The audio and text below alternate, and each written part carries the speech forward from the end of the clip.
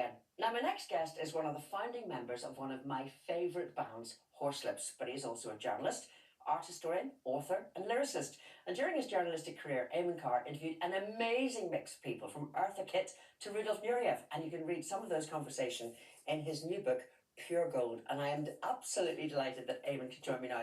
But Eamon, before we chat, any old excuse, before we chat, let's take a trip down memory lane to play Horslips. I'm Jared Doon. I'm Jared Doon. I'm Jared Doon. And when the stars go out, you can hear me shout. 2 heads are better than none. 100 heads are so much better than one. Oh, Eamon. Going back. I was asked a while back to do sort of like a desert island disky thing, and I had to have a how wonderful. Thanks. Yeah. And it was just, your music was, it was remarkable for its time. We were just very lucky. I mean, you know, it all just happened. It was an accident. It was an experiment initially. And we found an audience, and the audience found us, and it just rolled on from there. And I've told people about the origin of the name, and they went, really? I know, yeah. And it was the 4 horsemen of the apocalypse got changed into the 4, The horses, exactly. Exactly. Yeah. That's what it was. It all got mixed about. And but what a career you have had. well, it's been I've been very blessed insofar as that I've been able to sort of, you know, get through life doing this stuff, all my interests, you know, all the hobbies, all the things you like, you know. I mean, you know, when I was at school, I thought the only thing I could possibly maybe get away with might be being a journalist, not even a proper journalist, like a feature writer or something, you know. And then, but I really would like to play music, so that happened. And then I managed to get a chance. People said, would you ever write a review and blah, blah, blah. And then I became, you know, I wound up being a journalist. But I love the descriptions in your book, and the stories are just incredible. I mean, you literally had me, as they say, on the first line, which was, I found myself in a broom cupboard with an older man. Aye. Yes. And the older man turned out to be Gay Byrne. Yes. Of course, the Late Late Show, you know, in Ireland. And he was the first man to interview the Beatles. Yeah. You know, in Grenada back in the 60s.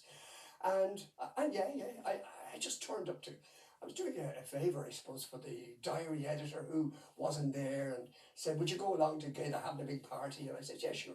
And I was just there to report. I thought I better get a quote.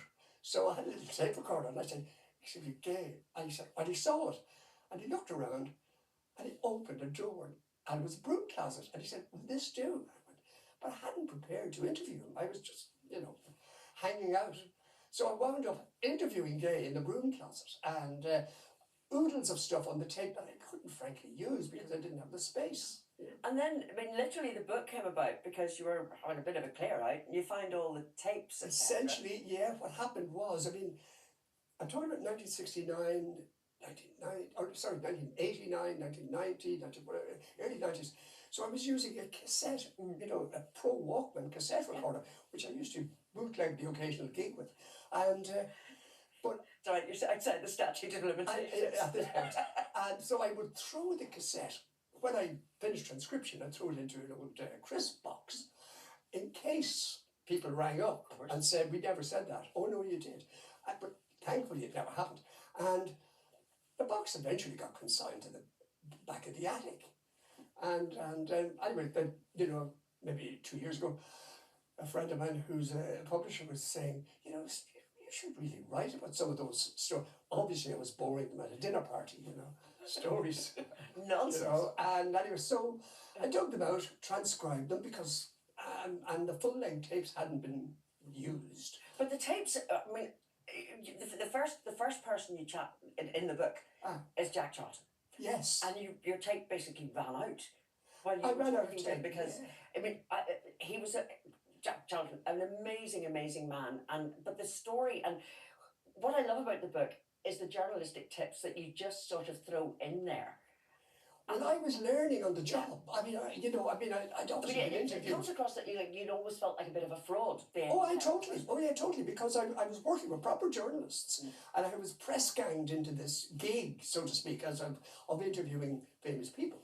And it was a tricky one because I had 2 pages to fill every week. 2 pages.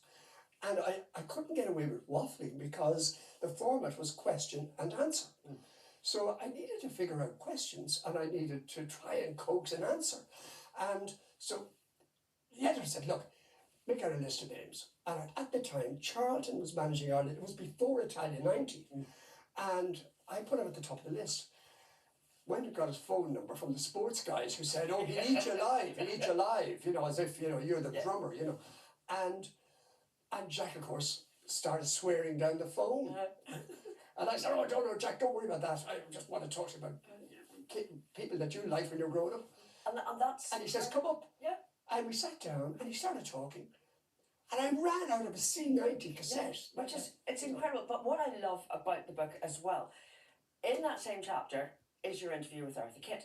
In another chapter, there's Brenda Fricker and Rudolf Nureyev. I mean, this is like a who's who. Yeah, well, the ones that really resonated with me, I mean, there were, I'm afraid, at this stage, hundreds of others.